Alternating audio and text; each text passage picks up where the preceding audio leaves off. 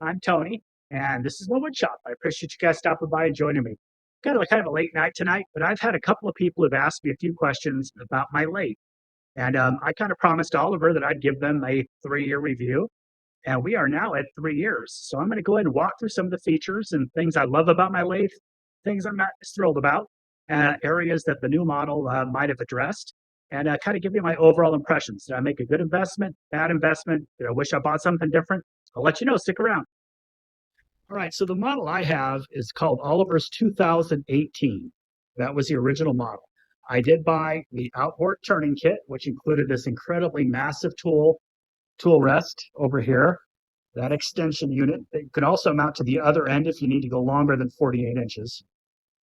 Came with an outboard 6-inch faceplate and an inboard 6-inch faceplate, which I'm currently using for something else. It has a standard 1.25" by 8 TPI threaded headstock up here, and an indexing setup that is done externally. You don't open it up to do it. So you can go through and change the different pins. You got 4 settings, and inside there are 16. So you have 64 different index locations you can put the pin in. The pin normally hangs from here, but I found it to get in the way all the time, so I took it off and I put it, screw it in when I need it. This is threaded, but if you use a 1/4-20 drill mandrel and just pop it in there, it won't hurt the threads, and it's a lot easier to manage if you're not doing super precision.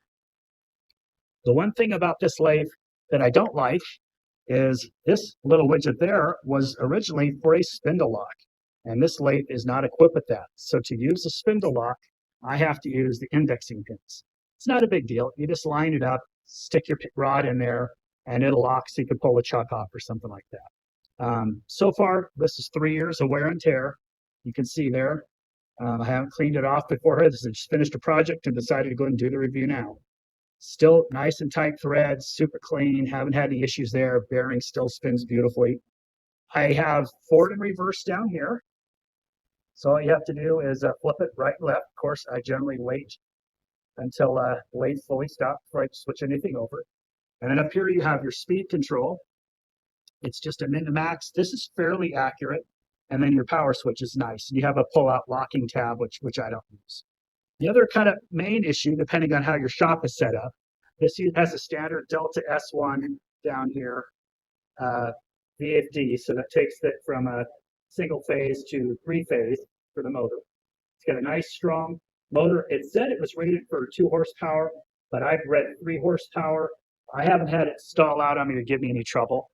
It does have this totally awesome Oliver solid brass nameplate, which makes the lathe feel cool.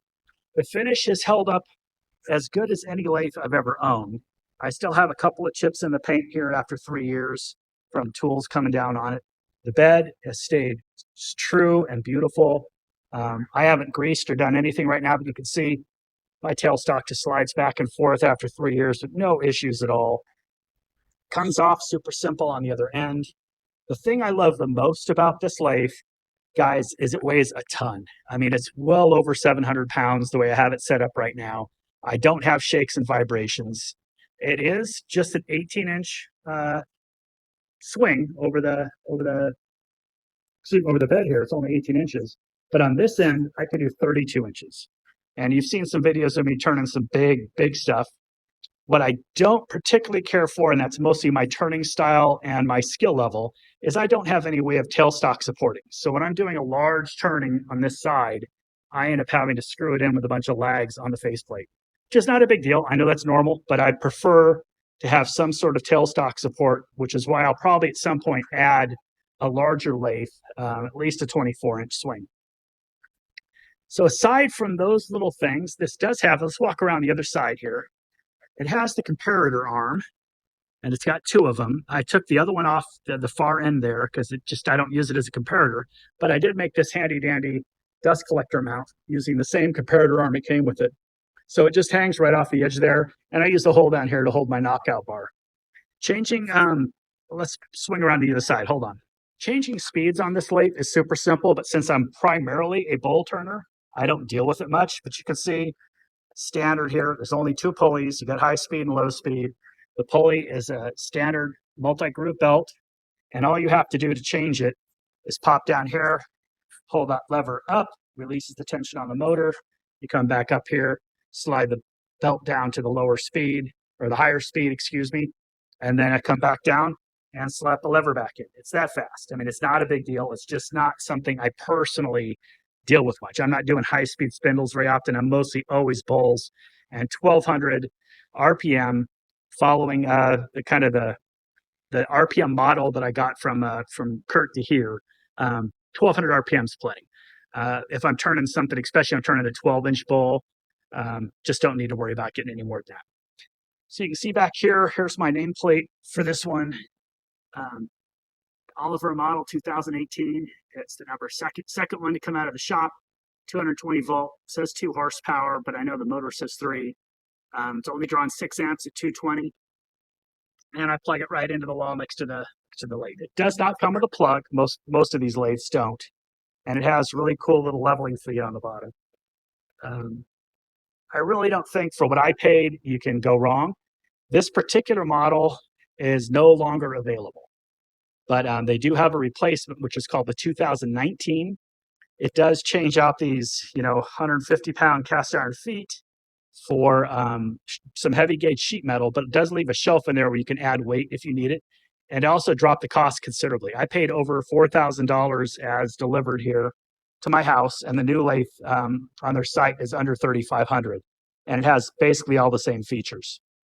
So in a kind of a quick summary, great outboard turning opportunity, speed control was super accurate, easy to use, forward reverse, big heavy duty switches. It's got the Delta S1 three-phase converter, super reliable, industry standard. Motor mount, it's got a nice cover over it, so don't worry about things getting on it. It always stays clean when I'm turning green wood. I haven't had really any rust issues.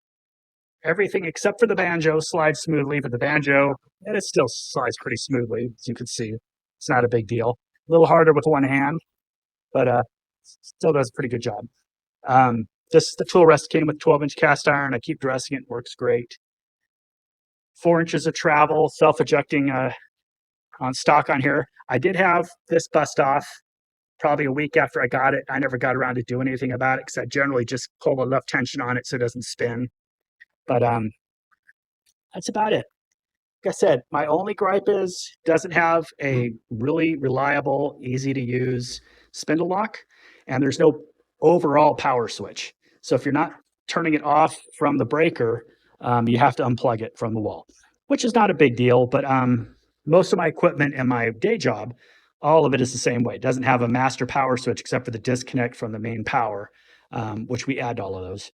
And as you can see, I've got my cut above bowl stickers and my Trent Bosch, my Carter, and then my guys that have really poured into me as I've been going on this journey. Red Raven. I've got Jason down there at Granite Wolf Productions, 2511 Woodworking, Andrew Sargent. Got guys down there from Naughty Pleasures and Lakeshore Woodturners, just a bunch of good people that have really poured into me and given me a lot of encouragement as I move forward with my getting a little more serious about turning. Even though I've been turning since 1992, it's only been the last about 6 years that I've really started taking it as a serious art and craft rather than just something I do in my spare time. Anyway, I hope that that made sense and that you enjoyed kind of getting a look at the lathe I'm currently turning on and the one that'll probably be left to one of my grandkids at some point. I really love this lathe. Again, few things I'd change about it, but nothing super major. And I've even considered at my own machine shop making a riser, getting a different belt, and just making myself a 6-inch riser block and moving that whole headstock assembly up and put another belt down there. And I make a 6-inch riser block for the tailstock. All of that would still, with the weight it is and the power I have, could easily be a 24-inch over center lathe. But for right now, very happy. Oliver's done a great job. And my God, the service and support and encouragement you get from that company can't be beat. Absolutely great guys to work with. Well, guys, that's it from the shop. You found that instructive or at least interesting. I may know a lot of people aren't turning in Oliver's anymore. It's kind of one of the old school names in our business, but I really do enjoy this lathe and I really enjoy the people at Oliver. Thanks for watching. Get out there and turn something.